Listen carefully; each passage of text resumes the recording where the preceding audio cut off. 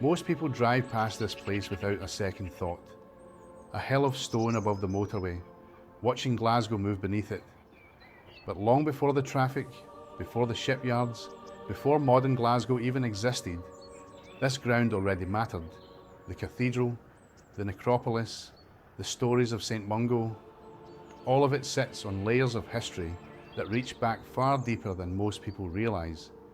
And hidden inside that history is something stranger than most Glaswegians ever notice. Because the men who designed the necropolis appear to have built the landscape around an ancient ritual journey, a journey written directly into the hill. The men who planned this place were Freemasons, almost every one of them. That fact sat quietly in the historical record for nearly 2 centuries, before a Glasgow historian began looking at the layout from above and noticed something that only makes sense from height. You cross the bridge. At the far end, a curved stone colonnade opens around a single arched gate. Beyond it, the paths wind upward through the monuments, climbing from west to east toward the summit. In Masonic tradition, the journey from west to east mirrors the journey from darkness toward light.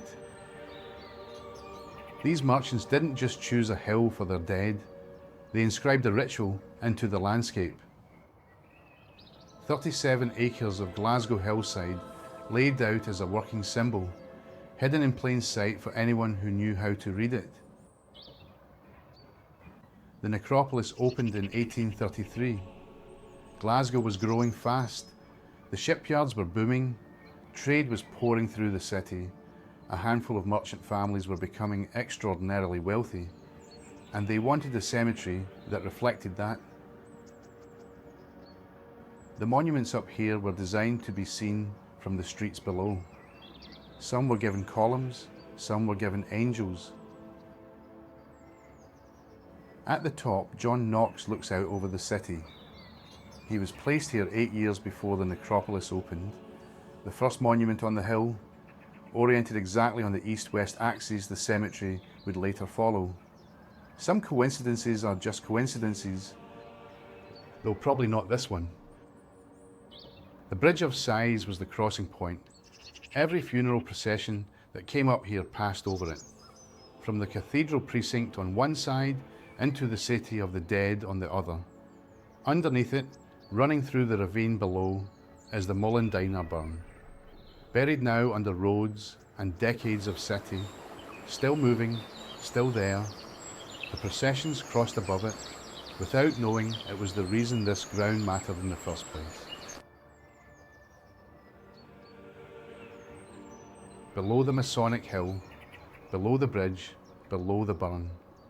A building that was already 700 years old when the necropolis opened. The merchant Freemasons chose to build their symbolic landscape directly above a medieval cathedral. And the cathedral had been sitting on this ground for reasons of its own. Reasons that go much further back than the merchants. Much further back than anything the Victorian city knew about itself. Walk around the outside and the building gives very little away. Dark stone, Gothic weight, the sense that it was built to last longer than the people who commissioned it, which it has. The answer to why it's here at all is underground. From above, the cathedral sits at the bottom of the necropolis hill like it grew there naturally. In a sense, it did. A man named Kentigern, most Glaswegians know him as Mungo, was buried on this ground around the year 612. Everything you can see from above, the cathedral, the necropolis, the city pressing in around both of them, traces back to that single burial. The cathedral grew around his memory. The city grew around the cathedral. One man, one grave, and 14 centuries of Glasgow radiating outward from that point. Mungo is still everywhere in the city. Most people just don't notice. His symbols set on Glasgow's coat of arms. The bird, the tree, the bell, the fish, a robin brought back to life, a branch that relit a holy fire, a bell that called the faithful, a fish pulled from the Clyde with a missing queen's ring inside its mouth. 4 images, one man's story, still on the city crest 1400 years after he died. And the power people believed was in this ground didn't go untested. In 1164, a Norse Gaelic king named Somerled assembled a fleet of 160 ships and sailed up the Clyde toward Glasgow. The Bishop of Glasgow came to this crypt and prayed at Mungo's tomb. Somerled was killed at the Battle of Renfrew. Legend says his severed head was carried back here, where the bishop stood over it and declared, "The Scottish saints are truly to be praised. History or legend, nobody can say for certain. But stories like that don't attach themselves to ordinary ground." In 1560, the Reformation arrived in Glasgow. Across Scotland, medieval religious buildings were being stripped and gutted, altars pulled down, roofs taken off and left to the weather. Glasgow was next. The craft guilds of the city had other ideas. The hammermen, the weavers, the coopers, the bakers, they placed themselves between the reformers and the building. Not because they opposed the Reformation. Scotland was changing and Glasgow changed with it. But this cathedral had stood at the heart of their city for 4 centuries. It had marked their births, their marriages, their deaths. It was theirs. The shrine was dismantled. The altars were stripped. The pilgrimage income that had sustained this place for generations was gone. But the walls stood, the roof held, and it still opens its doors every morning. John Knox ended up on a column directly above it.